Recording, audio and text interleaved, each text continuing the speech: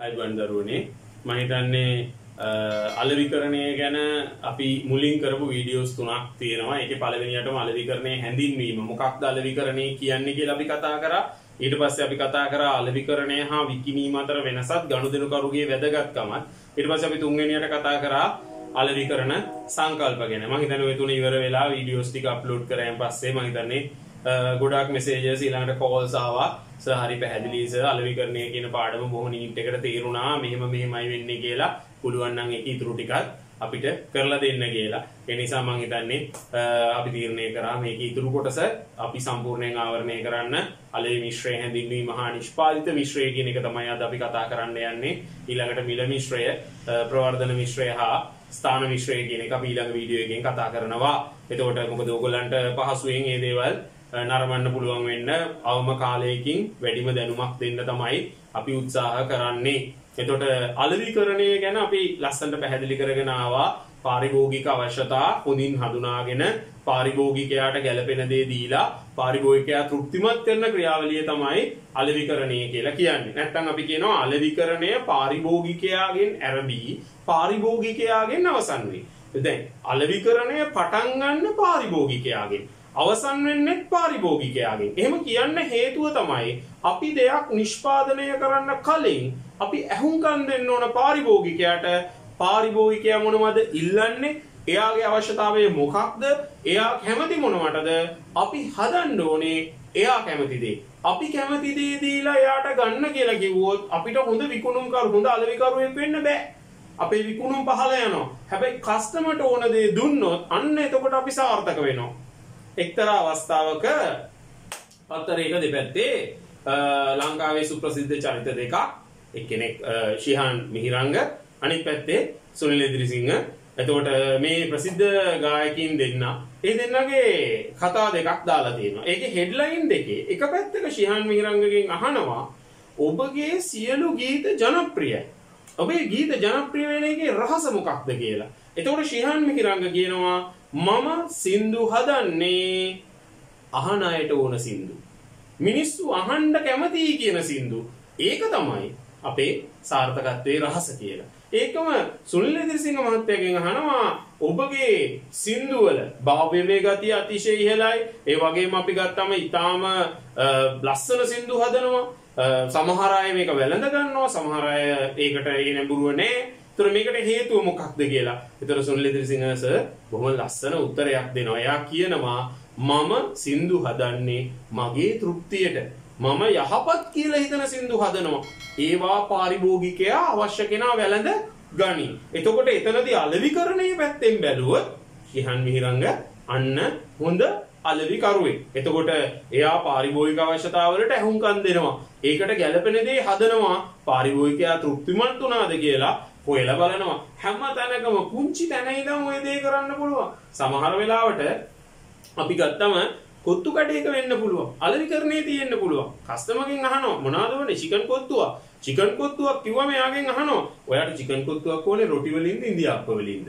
එතකොට එයා කියයි එයාට ඕන දේ. ඊළඟට එයාගෙන් අහනවා චිකන් ඔයාට ඕනේ කරන්නේ රෝස් චිකන්ද නැත්නම් නෝමල් චිකන්ද?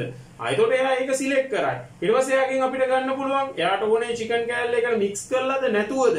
හොදි වැඩියෙන්ද හොදි අඩුවෙන්ද? එයා කැමති දේ අපි දුන්නොතින් එයා ඒක සතුටින් පරිභෝජනය කරයි. ඉවර වුණාන් පස්සේ එයා යනකොට අපිට තේරුම් ගන්න පුළුවන් එයා තෘප්තිමත්ද නැද්ද? එහෙම නැත්නම් එයා කාලේ ඉවරුනම අපිට පුළුවන් ළඟට ගිහිල්ලා සබලාපොරොත්තු වෙච්ච විදිහට තිබ්බද කියලා අහන්න.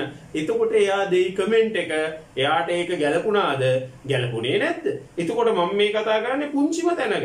එහෙනම් හොඳ අලෙවිකරුවෙක්ට පාරිභෝගික අවශ්‍යතා හොඳින් හඳුනාගෙන ඒකට ගැලපෙන දේ දීමේ හැකියාව අනිවාර්යයෙන්ම තියෙනවා. කවුද අලෙවිකරු? ඒ අලෙවිකරු කරන ක්‍රියාවලියට අදාළ පියවර ටික තමයි අපි කතා කරන්න යන්නේ. අලෙවිකරණය පදනම් වෙලා තියෙන්නේ අලෙවි මිශ්‍රය මත. මේ අලෙවි මිශ්‍රය සාධක හතරක එකතුවක්. ඒකට අපි කියනවා 4P's. 4P's P අකුරු හතරක්. මේ P අකුරු හතර මොකක්ද? අපි ගත්තම P අකුරු හතරෙන් එකක් අපි ගන්නවා. ඒ තමයි price.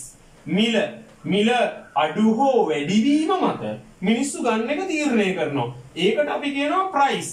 ඒ වගේම අපි ගත්තාන් පස්සේ product ප්‍රොඩක්ට් කියලා කියන්නේ නිෂ්පාදිතය. මොනවද හදන්නේ? එතකොට මේ නිෂ්පාදිතයේ තියෙන විශේෂත්වය මොකක්ද? කස්ටමර් කැමති මොනවටද? අන්න ඒ කියන දෙයට අපි කියනවා නිෂ්පාදිතය. ප්ලේස් ළඟටම ගෙනල්ලා දුන්නොත් ගනි. නැත්තම් කස්ටමර්ට විශේෂ තැනක තිබුණොත් ගනි. සමහරවිට අපි කැම ගන්න යන්නේ නැති වෙලාවක සමහරවිට ගෙදරට චූම්පාන් ආවොත් අපි ගන්න පෙළඹෙනවා. අන්න එතකොට එතන තියෙන්නේ මොකක්ද? ප්ලේස්. ඒ වගේම අපිට ගන්න පුළුවන් ප්‍රොමෝෂන්. ප්‍රවර්ධනය. ඒ කියන්නේ ප්‍රචාරණය ඇතුළු පාරිභෝගිකයා දැනුවත් කිරීමට අදාළ සමස්ත ක්‍රියාවලිය. ඇයි මම මේ මැද ඉඩක් ඉතුරු කරේ? දරුවනේ මේ හැමදේම කරන්න ඕනේ පාරිභෝගිකයාට ගැලපෙන්න. තමන්ගේ ගනුදෙනුකරු කස්ටමර් අපි කතා කරාද customer is the king. පාරිභෝගිකයා තමයි රජු. එහෙනම් ඉලක්ක පාරිභෝගිකයා තමන්ගේ ටාගට් කස්ටමර් අපි කලින් කතා කරා කවුද ඉලක්ක පාරිභෝගිකයා කියලා. අපේ භාණ්ඩ හා සේවා ගණී කියලා අපි බලාපොරොත්තු වෙන පාරිභෝගිකයාට අපි කියනවා ඉලක්ක පාරිභෝගිකයා. මේ වීඩියෝ එක දැම්මම මේක බලන්නේ කවුද? උසස් පෙළ කරන දරුවන්. උසස් පෙළ ඇඩ්වාන්ස් ලෙවල්. තමන්ගේ මනසින් අර ඕඩිනරි නෑ. සාමාන්‍ය නෑ. ඉන් උඩට ආපු අය ඇඩ්වාන්ස් ලෙවල්. එතකොට මේ ඇඩ්වාන්ස් ලෙවල් ළමයෙක්ගේ බුද්ධි මට්ටම පිළිබඳව විශ්වවිද්‍යාලයට ගන්නකොට එයාට තියෙන්න ඕන දැනුම මට්ටම පිළිබඳව උසස් පෙළදී පරීක්ෂා කර බලනවා. ඒ මට්ටමට අපිට දැනුම තියෙන්න ඕන. එහෙනම් මේකෙදී P අකුරු 4ක් එනවා. product, price, promotion, place. මේ නිසා අපි මේකට කියනවා 4P's කියලා. මේ සාධක 4 එහා මෙහා කරනකොට විකුණුම් ප්‍රමාණය අඩු වැඩි වෙනවා. අලෙවිකරණය සාර්ථක අසාර්ථක වෙනවා. මේ හැම එකක් එක්කම සම්බන්ධතාවයක් තියෙනවා. product එකේ quality එක වැඩි කරද්දී මිල price වැඩි වෙනවා නේ. මිල අඩු කරද්දී quality පහළ යනවා. ප්‍රවර්ධනය වැඩි කරනකොට මිල වැඩි වෙනවා. එතකොට ළඟටම බෙදලා දෙද්දී පාරිභෝගිකයාට අපි විකුණන ගාන වැඩි වෙනවා. පාරිභෝගිකයා ඇවිල්ලා අරගෙන යනවා නම් අන්න ගාන අඩු වෙනවා. ඒතර මේ හැම දෙයක්ම මේ අලෙවිකරණයේදී බලපානවා. හැබැයි මේක ටිකක් වෙනස් වෙනවා සේවා අලෙවිකරණයේදී. සේවාවකදී මේ product, price, place, promotion කියන හතරට තව සාධක 3ක් එකතු වෙනවා. එතකොට ඔක්කොම තියෙනවා 7ක්. අපි ඒකට කියනවා 7P's. 7P's. මේකට එකතු වෙනවා people. සේවය සපයන්න. දැන් උදාහරණයක් අපි ගත්තම බස් රථයක් අපි ආයෝජනය කරාට ඒක සපයන කෙනා සේවාව සපයන කෙනත් එක්ක අපි ගන්න දේ වෙනස් වෙනවා. ඒ වගේම අපි ගත්තම ෆිසිකල් නැත්නම් අපේ භෞතික පරිසරය. දැන් ඕගොල්ලන් පන්ති යනකොට මේ පන්තිය පොඩි පිළිවෙලක් ලස්සනක් ක්‍රමයක් තියෙන්න ඕනනේ. ඒ ක්‍රමෙත් එක්ක තමයි පන්තියට එනවද නැද්ද කියලා තීරණය කරන්නේ. එතකොට අන්න මොකක්ද භෞතික පරිසරය ෆිසිකල්. ඊට අමතරව අපි ගත්තන් පස්සේ ප්‍රොසෙස් ක්‍රියාවලිය. ඒක අපිට කොයි විදියටද දෙන්නේ? දැන් සමහරවිට අපි ගත්තන් පස්සේ අපි බස් තියනවා අපි පාරේ යන බස් එකක ආපෝ ওই බස් එකේ නම් නගින්නේ. අපෝ ඕක කොට කොට යන්නේ. ඒතරන්න එයාගේ ක්‍රියාවලිය සාර්ථක නැහැ. එහෙම නැත්නම් සමහරවිට බස් එකේ කියන ආපෝ ওই කොන්දොස්තර ඌව නම් මනම් කියනවා මන්නම් නගින්නේ. ඒතර people සේවය සපයන්න. වෛද්‍යවරයෙක් ගත්තම ස්පිරිතාලයක් ගන්න. ස්පිරිතාලයකට මේ කියන ප්‍රොඩක්ට් එක හොඳ වුණාට ප්‍රයිස් එක සාධාරණ වුණාට ප්‍රොමෝෂන් කරාට ළඟ තිබුණාට සමහරලාට අපි චුට්ටක් ඈත තියෙන ස්පිරිතාලෙට යනවා. මොකද ඒකේ සේවය තුළ තියෙන අනිකුත් ගුණාංග භෞතික සාධක සමහරලාට කොළඹ නගරයට යනකොට තදබදේ. එතකොට ලෙඩාව බලන්න යන්න පුළුවන්කම අඩුයි. ඒකෙදී මීගමු අපිට යන්න ලේසි ට්‍රැෆික් නැහැ. අනිතර භෞතික සාධකයක් බලපාලා තියෙන්නේ. එතකොට අපි ගත්තම සේවය සපයන්නන්ගේ ස්වභාවය. හා ඊට පස්සේ අපි ගත්තයන් පස්සේ අර අනිකුත් ක්‍රියාවලිය ප්‍රොසෙස් එක කොයි විදිහටද වෙන්නේ මේ දේවල් බලපානවා. එතකොට මේ හතරෙන් අපි මුලින්ම කතා කරන්න යන්නේ මෙන්න මෙයා ගැන. ඒ තමයි product mix. එහෙම නැත්නම් අපි ගත්තම් පුතේ නිෂ්පාදිත මිශ්‍රය.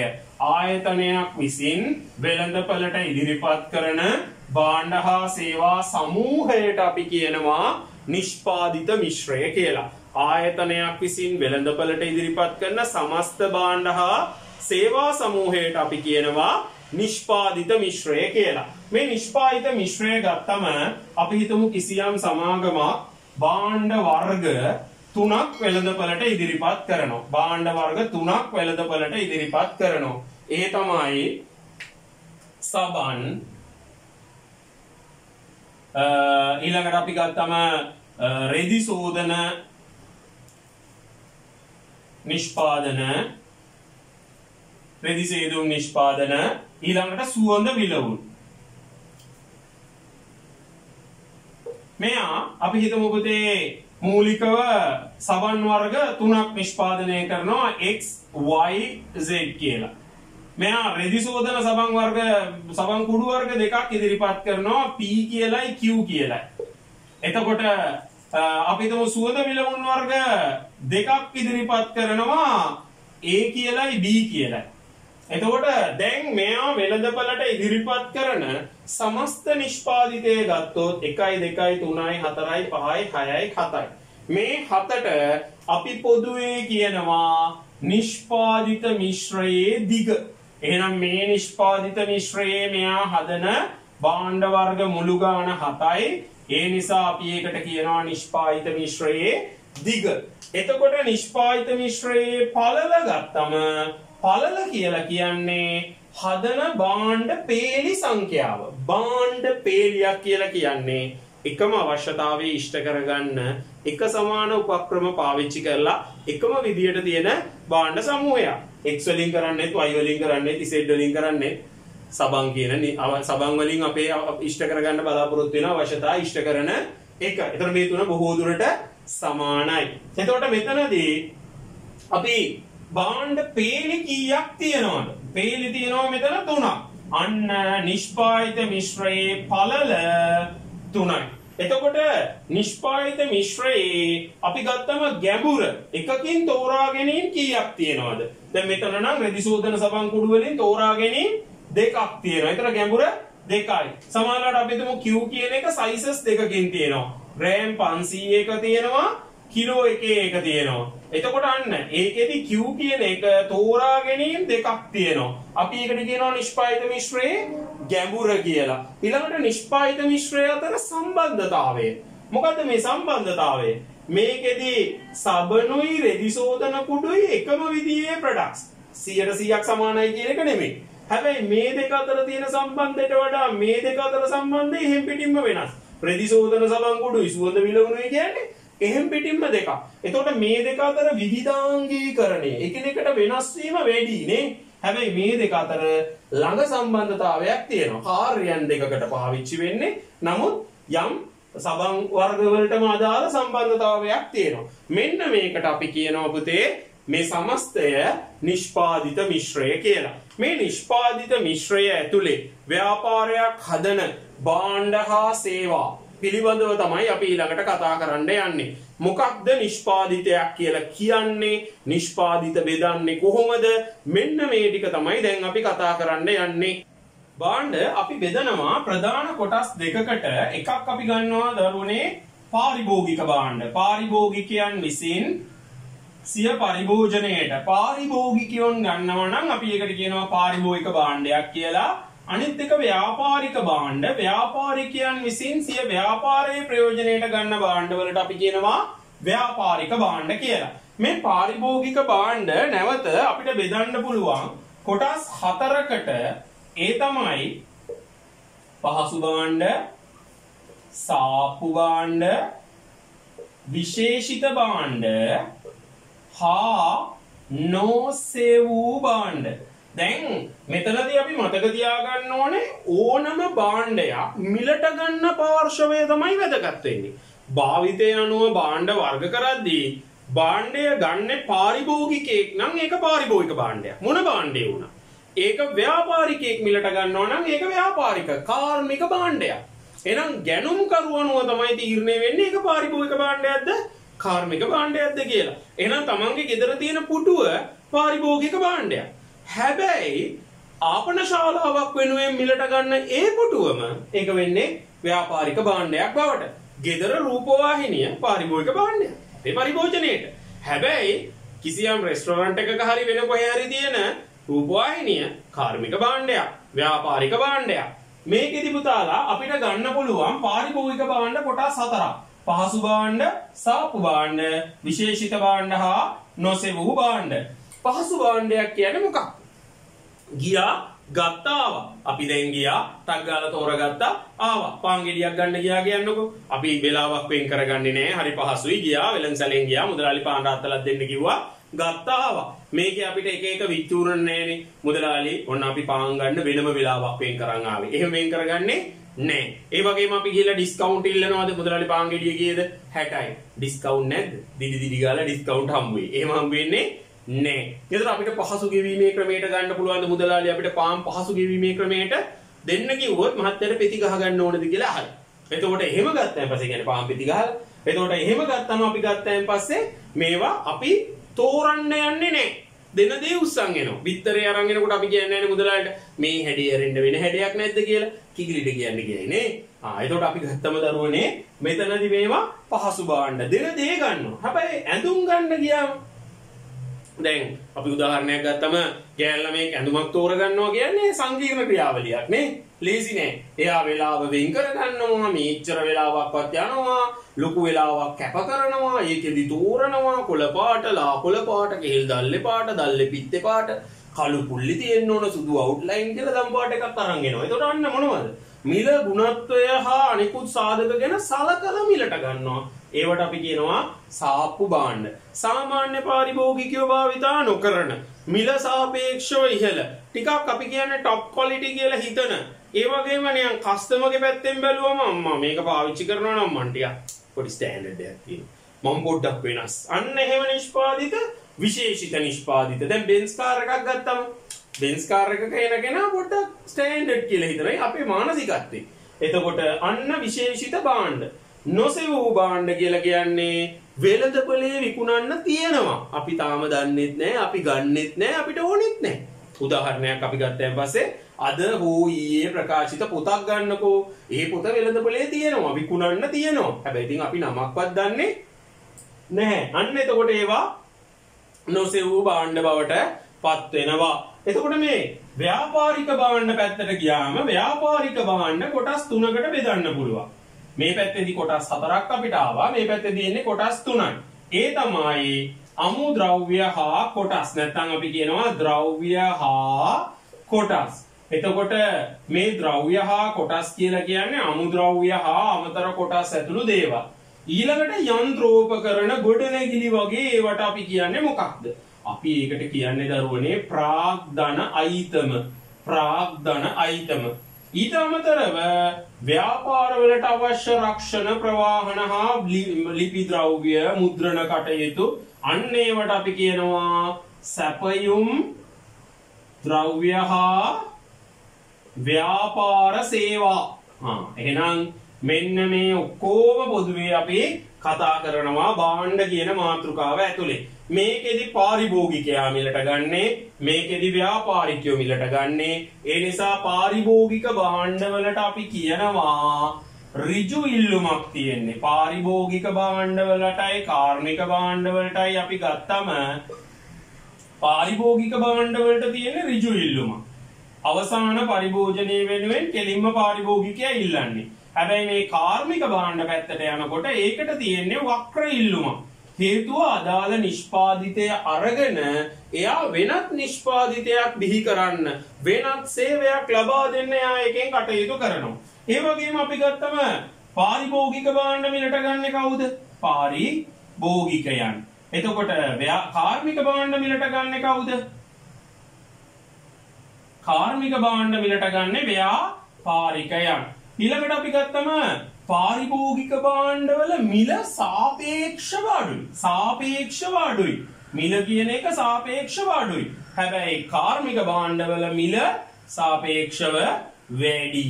එතකොට සාමාන්‍යයෙන් පාරිභෝගික භාණ්ඩවල කල්පැවැත්ම අඩුයි. සාමාන්‍යයෙන්. ඒ කියන්නේ අපි ගත්තම වාහනයක් ගත්තොත් කල්පැවැත්ම අඩු වෙන්නේ නැහැනේ. සාමාන්‍යයෙන් අපි පාවිච්චි කරන ගොඩාක් පාරිභෝගික භාණ්ඩවල කල්පැවැත්ම සාපේක්ෂව අඩුයි.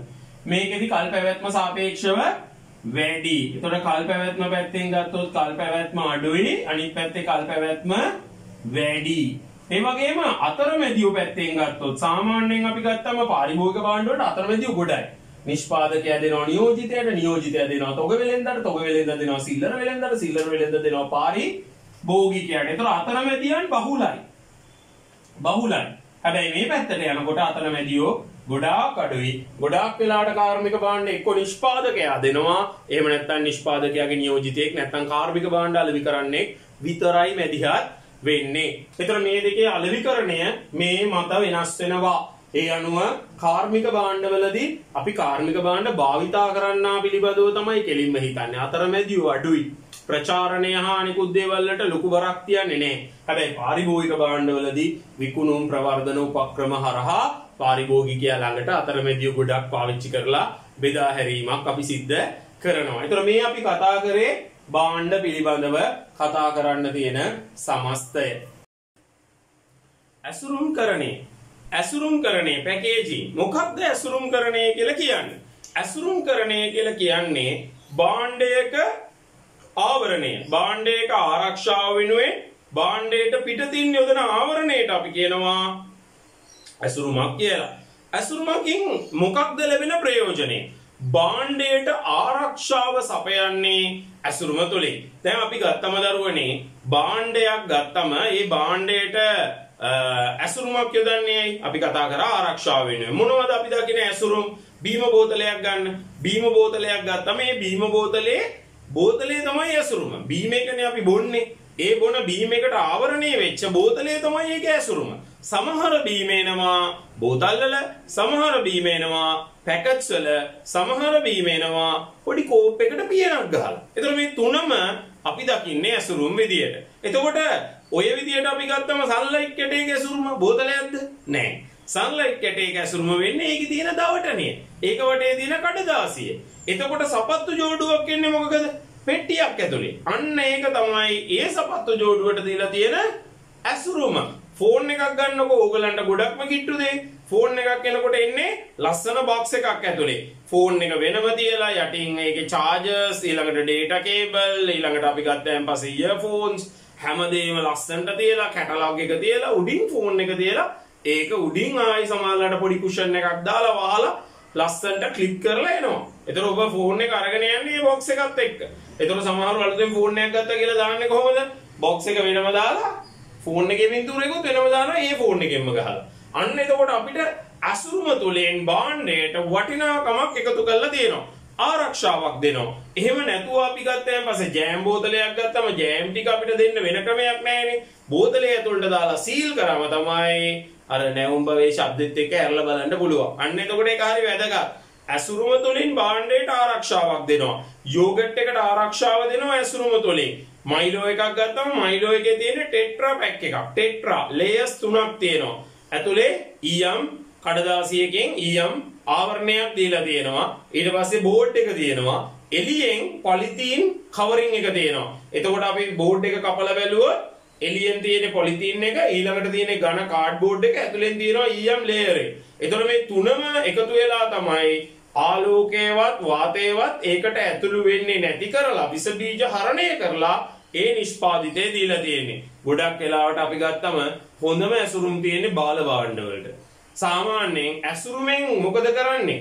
ක්වොලිටිය වැඩි කරලා පෙන්නනවා. ඇසුරුම භාණ්ඩයේ වටිනාකම උද්දීපනය කරනවා, වැඩි කරලා පෙන්නනවා. එතකොට සමහර බාල භාණ්ඩ වලට හොඳම ඇසුරුම් දාලා තියෙනවා. මොකද පාරිභෝගිකයෝ සමහරලාට ඇසුරුමට රැවටෙනවා. ෂර්ට් එකක් ගන්නකෝ. ඒ කාලේ අපි ෂර්ට් එකක් පැක් කරපු විදියට නෙමෙයිනේ දැන් පැක් කරන්නේ. සමහරලාට අපි ඒ කාලේ ෂර්ට් එකක් ගත්තම නිකම්ම ෂර්ට් එක හැංගර් එකක දාලා තියෙන්නේ. එහෙම නැත්නම් නිකන් නවලා තියෙන්නේ. දිග ඇරලා බලලා ආයි නවලා තියන්න තියෙන්නේ ඒ කාලේ වැඩ කරන සේවකයන්ට. හැබැයි දරුවනේ අද මේ හැමදේම වෙනස් වෙලා තියෙනවා. ඇසුරුම මත අපිව වෙනම විදියකට හදලා තියෙනවා. සමහරලාට ඒ කාලේ ෂර්ට් එකට ඊට පස්සේ ඒක නිකන් දූවිලි වදින එක නවත්තන්න පොලිතීන් බෑග් එකක් ඇතුලේ ආවේ. ඊට පස්සේ ඒක පොඩි ඇතුළට බෝඩ් එකක් තියලා බෝඩ් එකට ලස්සන නවලා ඇල්පෙනිදි ගහලා තමයි ආවේ. ඊට පස්සේ ඇල්පෙනිදි ගැහුවම කාලයක් ඇති මලකඩ අල්ලනවා. ඒ නිසා ප්ලාස්ටික් පින්ස් ආවා. ඊට පස්සේ ප්ලාස්ටික් පින්ස් වලින් ආපු එක ඊට පස්සේ කොළ එකට වෙනම කෑල්ලක්, ඇතුලෙන් වෙනම එකක්, මේක අස්සෙන් වෙනම එකක්. ඊළඟට අපි ගත්තාන් පස්සේ ඒක ඇතුලේ නවන තැන් වලට ඇතුලේ බෝඩ්, ඊට පස්සේ ඒ බෝඩ් එක කුෂන් කරලා එනවා. දැන් මේ ෂර්ට් එක පිම්බිලා ලස්සනට එන්නේ. ඊට පස්සේ ඒක ආව වෙනම බොක්ස් එකක් ඇතුලට. දැන් සමහර සමාගම් හදන ෂර්ට්ස් ඇත්තටම ගත්තම ලොකු ලස්සන බොක්ස් එකක්, ලස්සන හැන්ඩල් එකක්, එක ලස්සන බොක්ස් එකක්, දෙපැත්තට ඇරියම ෂර්ට් එක ඇතුලේ ආයි පාරක් පොඩි එහා මෙහා පේන පොලිතීන් නැත්නම් අපි ගත්තම ප්ලාස්ටික් කන්ටේනර් එකක් ඇතුලේ ප්ලාස්ටික් බොක්ස් එකක් ඇතුළට දාලා තියෙනවා. ඒක උඩින් ඇරලා ගත්තම ෂර්ට් එක ගන්න පුළුවන්. අරගෙන මෙහෙම දිගාරින්න පුළුවන්. රවුමට උතලා තියෙන්නේ. දිග ඇරියන් පස්සේ ඒක ඇතුලේ තියෙන අර අමතර කොටස් අයින් කරලා ඉවර කරායින් පස්සේ ෂර්ට් එක ලස්සනට ක්ලිප් කරලා තියෙනවා. ඒක දිග ඇරලා බලන්න පුළුවන්. ඉතින් ඇත්තටම අපි ගත්තම අපි අඳින්නේ ෂර්ට් එකනේ. අර ඔක්කොම අමතර දේවල්නේ. ඒතර ඇසුරුම් කරන්නේ නරක පැත්තකුත් තියෙනවා. ඇසුරුම් කරන්නේ නිසා මිල ඉහළ යන්න පුළුවන්. ඇසුරුම් පිරිවැය සමහරවිට මේ හැම දෙයක්ම අයින් කරලා දානවනේ අපි. අන්තිමට අපිට ඔය එකකින්වත් ප්‍රයෝජනයක් නැති වෙන්න පුළුවන්. ඉතින් ඒ හින්දා ඇසුරුම කියන දේ හරිම වැදගත්. නමුත් ඒ ඇසුරුම අපි ගත්තයන් පස්සේ භාණ්ඩයේ ආරක්ෂාව කියන එකට තමයි ප්‍රමුඛතාවය දීලා හදන්න ඕනේ. ඒතර මේ ඇසුරුම්කරණය කියන මාතෘකාවේදී අපි දකිනවා ආරක්ෂාව. භාණ්ඩයට ආරක්ෂාව සපයන්න තමයි ඇසුරුම තියෙන්නේ. මේ ආරක්ෂාව සපයනවට අමතර, ඒ කියන්නේ ආරක්ෂාව සපයනවට අමතරව අපි බලාපොරොත්තු වෙන දේවල් තියෙනවා. ඒක අපිට වෙලෙන්දගේ පැත්තෙන්, ව්‍යාපාරිකයාගේ පැත්තෙනොත්, පාරිභෝගිකයාගේ පැත්තෙනොත් දකින්න පුළුවන්. මොනවද මේ අපි වෙලෙන්දගේ පැත්තෙන් දකින්න දේවල්? ඒ තමයි අපි මූලිකවම ගත්තම වෙලෙන්දට මේක පාරිභෝගිකයට හඳුන්වලා දෙන්න ලේසි. ඊළඟට ඇසුරුමේ ලේබලයක් නැත්නම් අපි ගත්තම භාණ්ඩයේ නම ගම අපි කියනවා සන්නම. භාණ්ඩයේ නැත්නම් නිෂ්පාදිතයේ නම සන්නම. දැන් මිනිස්සුන්ට තියෙන නම්, නිෂ්පාදිත වලට තියෙන සන්නම්. එහෙනම් ඒ සන්නම වගේ දේවල් හඳුන්වලා දෙන්න පුළුවන්. එතකොට මේ සන්නමට අමතරව අපි ගත්තයින් පස්සේ පුතේ අපි මේ භාණ්ඩයේ වෙළඳපොලේ අනිත් අයගෙන් වෙන් කරලා අපිට අනන්‍යතාවයක් දෙන්න පුළුවන්. අපි කියනවා නිෂ්පාදිත අනන්‍යතාවයක්. දැන් කොකාකෝලා බෝතලයක් කිව්වම ඔබේ ඔළුවට මතක් වෙන රූපේ මතක තියාගන්න. කොකාකෝලා බෝතලේ පොඩි අමුතු හැඩයක් තියෙනවානේ. හැබැයි ස්ප්‍රයිට් කිව්වම ඒ බෝතලේ මතක් වෙන්නේ නැහනේ. ස්ප්‍රයිට් කිව්ව ගමන් කොළ පාට නිකන් වෙනස් බෝතලයක් නේ මතක් වෙන්නේ. ෆැන්ටා කිව්වොත් ඊටත් වඩා වෙනස්. අන්න එකම නිෂ්පාදිත එකම කම්පැනි හදන්නේ. හැබැයි ඇසුරුම් වර්ග ගොඩක්. මං කියවනේ පාරිභෝගිකයව රවට්ටන්නත් ඇසුරුම සමහරලාට පාවිච්චි වෙනවා කියලා. ඒක රවට්ටනව නෙමෙයි. වෙළඳ උපක්‍රමයක් විදියට පාවිච්චි කරනවා. දෙකම එකයිද? එක වගේ. ඒක ඉතින් ඔබ තීරණය කරන්න ඕන. දැන් සාමාන්‍යයෙන් අපේ රටේ මිනිස්සුන්ට අලුතෙන් හඳුන්වලා දුන්න කාලේ බොහොම ජනප්‍රිය වෙච්ච බ්‍රෑන්ඩ් එකක් තමයි Fair and Lovely. Fair and Lovely. එතන මේ Fair and Lovely ගත්තම මේක ගොඩාක් ගෑන් ළමයි හරි ආසයිනේ සුදු වෙන්න. ඒ නිසා ගොඩ දෙනෙක් සුදු වෙන්න Fair and Lovely ගෑවා. එහෙම ගෑවම සුදු වෙනවා නම් අපේ ලංකාවේ ඉන්න බහුතරයක් දැන් සුදුයි. එතකොට Fair and Lovely ගාලා සුදු වුණා. මේ වෙලාවේ පිරිමින්ට නිකන් පොඩි වමනාවක් ආවා පිරිමිත් සුදු වෙන්න. අපිට මතකයි අපි ඒකට චූටි. එතකොට මේ සුදු වෙන්න Fair and Lovely ගානවා කියන එක වෙනස් වෙනවා. ටික දවසක් යද්දී නිකන් අපිට අපි දැන් ෆාමසියක් හරි මොකකට හරි ගිහිල්ලා පිරිමි කෙනෙක් Fair and Lovely එකක් දෙන්න කියනකොට ඒක නිකන් පොඩ්ඩක් අර අපි කියන්නේ අඩ වගේ කියලා. මට දෙන්න Fair and Lovely එකක්. ගෑනු කෙනෙක්ට ඇවිල්ලා කියන්න පුළුවන්. පිරිමියෙක් ගිහිල්ලා Fair and Lovely ඉල්ලුවම නිකන් ඒක එන්නේ නැහැ. සමහරු ඉල්ලන්නේ නැහැ. කම්පැනි බැලුවමත් කම්පැනි විකුණුම් ටික වල්ල හැට යනවා. එතකොට අර අල්ලගන්න පුළුවන් ක්‍රවුඩ් එක පහළ යනවා. ඒ නිසා පිරිමි සමට වඩා ගැළපෙන පිරිමි සම වෙනුවෙන්ම හදපු Fair and Handsome හඳුන්වලා දුන්නා. Fair and Lovely නෙමෙයි. ඒක පිරිමි අයගේ සමට ගැළපෙන Fair and Handsome. දැන් මට කියන්න Fair and Lovely එකයි Fair and Handsome එකයි අතර ලොකු වෙනසක් තියෙනවා. මොකක්ද ඒ වෙනස? මොකක්ද වෙනස? Fair and Lovely එකයි Fair and Handsome එකයි අතර ලොකු වෙනසක් තියෙනවා. ඔව් සර් පිරිමි සමට විශේෂයෙන් හදලා මම දන්නේ හැටියට හැම බෙදන්නේ පිරිමි ගැහණු කියලා නෙමෙයි. තෙල් සහිත වියලි සම හා සාමාන්‍ය සම කියලා. ඒක ගැහණු පිරිමි කියලා බෙදන්නේ නැහැ. එහෙනම් සර් මොකද්ද සර් මේ දෙක අතර ප්‍රධාන වෙනස? ප්‍රධාන වෙනස තමයි ඇසුරුම. අර Fair and Lovely එකම රෝස පාට බෝතලයට දැම්මම ඒක Fair and Lovely. ඒක අර කළු පාටයි සිල්ල පාට එකටයි දාලා Fair and Handsome කියලා ගැහුවම ඒක Fair and Handsome. ඒ නිසා ඇසුරුම මත තමයි අපි තීරණය කරලා තියෙන්නේ. මොකද ක්වොලිටි එකයි. නමුත් අපි තෝරා ගන්න දෙයට ඇසුරුම ඍජුවම බලපාලා තියෙනවා. එහෙනම් පාරිභෝගිකයාගේ පැත්තට ඇසුරුම එක එක විදියට බලපානවා. ආරක්ෂාව සපයනවා, භාණ්ඩ මිලට ගන්න ලේසි, භාණ්ඩය උස්සන් යන්න ලේසි. දැන් අපි ටීවී එකක් ගත්තම ටීවී එකේ එන්නේ මොකකද? ලොකු පෙට්ටියක් ඇතුලේ නේ බොක්ස් එකක් තියෙනවා. ඒ බොක්ස් එකට හැන්ඩල් එකක් තියෙනවා. ඒ බොක්ස් එක ඇතුලේ ටීවී එකේ එන්නේ පොඩි පොලිතීන් පැක් එකක. ඒ පොලිතීන් පැක් එකට එළියෙන් රිජිෆෝම් බොක්ස් එකක් දාලා තියෙනවා. එහෙනම් පොලිතීන් පැක් එක, රිජිෆෝම් බොක්ස් එක, ඊට පස්සේ කාඩ්බෝඩ් එක. ඔය ඔක්කොම දාලා වෙලා උඩින් හැන්ඩල් එක තියෙනවා. ඒතර ඇසුරුම් වර්ග ගොඩක් තියෙනවා. මේකෙදී අපි ගත්තයින් පස්සේ මේ ඇසුරුමෙන් හැන්ඩල් එකෙන් උස්සන් යන්න පුළුවන් ටීවී එක. හැබැයි වොෂින් මැෂින් එක මෙහෙම උස්සන් යන්න බෑනේ. ඒකේ දෙපැත්තේ ලොකු කට්ට දෙකක් තියෙනවා. අන්න ඒකෙන් එකක් අත දාලා අනිත් පැත්තෙන් අනිත් අත දාලා ඕනනම් තනි කෙනෙක්ට අමාරුවෙන් උස්සන් ගිය හැකි. නැත්නම් අපි ගත්තම දෙන්නෙක්ට දෙපැත්තෙන් පහසුවෙන් උස්සන් යන්න පුළුවන්. එතන මේ තියෙන්නේ ඇසුරුමෙන් දරා ගන්න පුළුවන්, ඇසුරුමෙන් උස්සන් යන්න පුළුවන් කියන එක. එතන මේ තියෙන දේ අපි ගත්තම ඇසුරුම කියන දේ ගත්තම අපිට ගොඩක් වැදගත් දෙයක්. ඒතර ඇසුරුම කියන එක නිෂ්පාදිත වලට වැඩි වටිනාකමක් එකතු කරනවා. එතකොට මේ ඇසුරුම්කරණය අපි කියනවා මේකේ වාසි කතා කරන්නේ අවාසි. භාණ්ඩයේ මිල වැඩි කරනවා, වටිනාකම ඉහළ නංවනවා. ඊළඟට අපි ගත්තයන් පස්සේ ඒ කියන්නේ මිල ඉහළ නංවනවා, වටිනාකම නෙමෙයි මිල ඉහළ නංවනවා. ඊළඟට පරිසර දූෂණයක් කරන්න පුළුවන්. ඒතර මේවා නරක දේවල්. හැබැයි ඇසුරුම්කරණයේ නිහඬ විකුණුම් කරුවෙක් කියනවා. මතකද අපි කතා කරා ලේබලය තුල සන්නම භාණ්ඩයේ නම සඳහන් වෙනවා කිව්වා. මේ භාණ්ඩයේ නම සඳහන් වෙන නිසා එතකොට අපිට බොහොම පහසුවෙන් මේ භාණ්ඩේ මිලට ගන්න පුළුවන්. එතකොට මේක නිහඬ විකුණුම් කරුවෙක් වෙන්නේ මෙයා කෑ ගහලා කියන්නේ මාව ගන්න කියලා. හැබැයි කස්ටමර් දකින්නකොට කඩේ එක ගහලා තිනවා මෙන්න මේ නමින් බ්‍රෑන්ඩ් එක තියෙනවා, අපි ඒක ගන්න පෙළඹෙනවා. සන්ලයිට් කැටේ කෑ ගහන්නේ සන්ලයිට් මාව ගන්න කියලා. හැබැයි අපි සන්ලයිට් කැටේ ඒකේ කවර් එක දැක්කම, ඒ බ්‍රෑන්ඩ් එක දැක්කම අපි මුදලාලිගෙන් ඉල්ලන්නේ සබන් කැටයක් දෙන්න කියලා නෙමෙයි, අපි ඉල්ලන්නේ සන්ලයිට් කැටයක් දෙන්න කියලා. එතකොට අපි මේ නිෂ්පාදිතයට හුරු වෙලා ඇසුරුම දැක්කම ඉල්ලන්න පුරුදු වෙලා තියෙනවා. ඒතර මෙන්න මේක තමයි අපි කතා කරන්නේ. අපි මොකක්ද? ඇසුරුම කියන සාධකයේ එක්ක බැඳිච්ච උපසාධක ටික. එතකොට ඇසුරුම කියන එක අපි ඉගෙන ගත්තා. ඇසුරුමේ මත හෝ ඇසුරුම තුල print කරලා තියෙන, ගහලා තියෙන දේවල් වලට අපි කියනවා ලේබල් කරණය. ලේබල් කරණය, ලේබලයිසේෂන්. අපි ගත්තා මොකද්ද මේ ලේබල් කරණය කියලා කියන්නේ? ලේබලයක් කියලා කියන්නේ භාණ්ඩය පිළිබඳව තොරතුරු ඇතුළත් කරලා ඒ නිෂ්පාදිතයේ සඳහන් කරලා තියෙන දේ. කොකාකෝලා බෝතලයක් ගත්තම ඒකේ ලේබල් අලෝල නෑ දරුවනේ. කොකාකෝලා කියලා ගහලා තියෙනවා. ෆැන්ටා කිව්වම ඒක ගහලා තියෙනවා. හැබැයි නෙට්ටෝ කිව්වම අලවලා තියෙනවා. සන්ලයිට් එකේ කඩදාසියක print කරලා ඒක තමයි වටේට ආවරණයේ විදියට දාලා තියෙන්නේ. පොලිතීන් ආවරණ තියෙනවනේ. දැන් අපි ගන්න බෙහෙත් පෙති ගන්න. පෙති එන්නේ මොකකද? කාඩ් එකකනේ. ඒ කාඩ් එක උඩින් ඇලුමිනියම් ෆොයිල් එකකින් වහලා තියෙනවා හුලං යන්නේ නැති වෙන්න.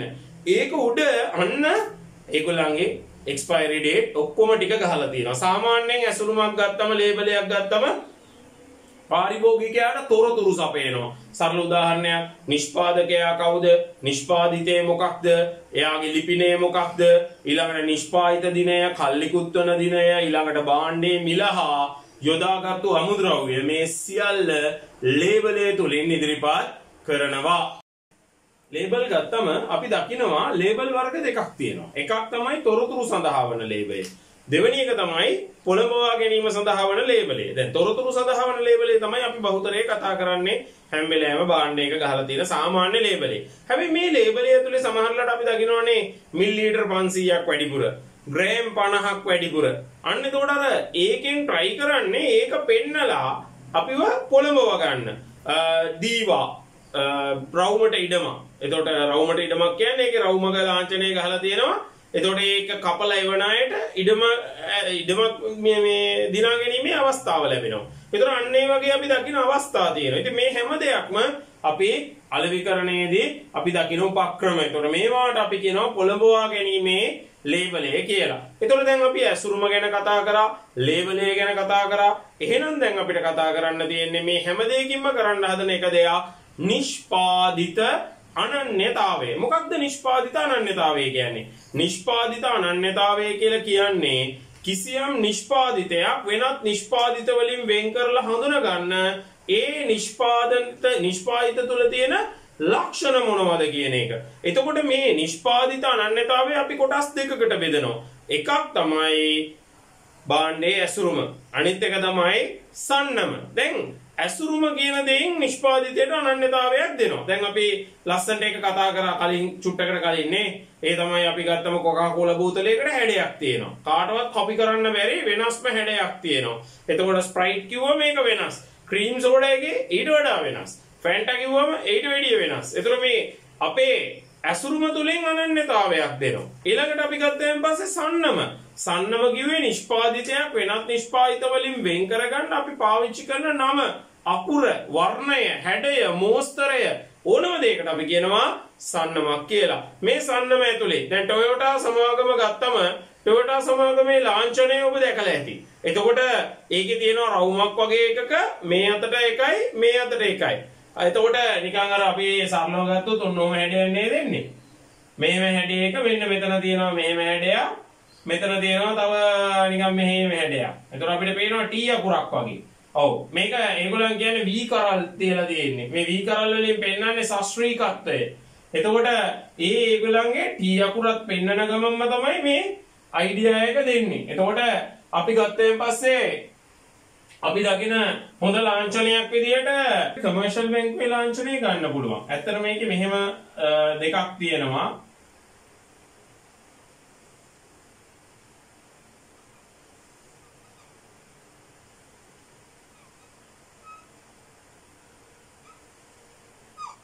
ඔන්න ඔහොම හැඩයක් තමයි අපි දකින්නේ. එතකොට මේක මීට ලස්සනයි. එතකොට මෙහෙම ගත්තම අපිට නිකන් හරියටම ගත්තොත් මෙන්න මේ වගේ හැඩයක් නේ තියෙන්නේ. එතකොට මේක ඇතුලේ ඇත්තටම කියන්නේ මොකක්ද? මේකේ ලාංඡනය මොකක්ද අදහස? මේක නිකන් බැලුවම නිකන් පුන් කලසක් වගේ පොඩි වෙන මොකුත් තියෙනවා. හැබැයි මේක ඇත්තටම මේ තියෙන්නේ කමර්ෂල් කියන එක. කමර්ෂල් මේ බැලන්ස් කරලා මේ පැත්තෙන් පෙන්නන්නේ බැංක් කියන එක. B අකුර.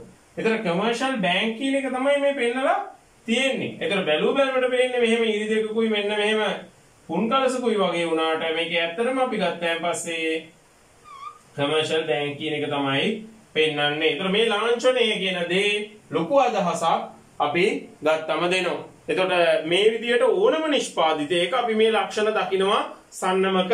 එතකොට මේ සන්නම කොටස් දෙකකට බෙදන්න පුළුවන්. සන්නම් නාමය, සන්නම් ලකුණ. මේ සන්නම් නාමය කියලා කියන්නේ ශබ්ද කරන්න පුළුවන් එක. සන්නම් ලකුණ කියලා කියන්නේ ශබ්ද කරන්න බැරි කොටස. දැන් උදාහරණයක් අපි ගත්තම Toyota කියන නම අපිට කියන්න පුළුවන් සන්නම් නාමය. හැබැයි අර අපි V කරල් වලින් හැදිලා තියෙනවා කියපු ලකුණ ශබ්ද කරන්න බෑ. එලිෆන්ට් හවුස් කියන එක අපිට ශබ්ද කරන්න පුළුවන්. හැබැයි ඒක ලාංඡනයේ ශබ්ද කරන්න බෑ.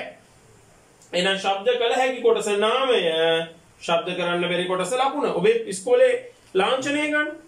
ඔබේ පාසලේ ලාංඡනය ගත්තම ඒකේ තියෙන රූප ශබ්ද කරන්න බෑ. හැබැයි ඔබේ පාසලේ නම සන්නම ශබ්ද කරන්න පුළුවන්.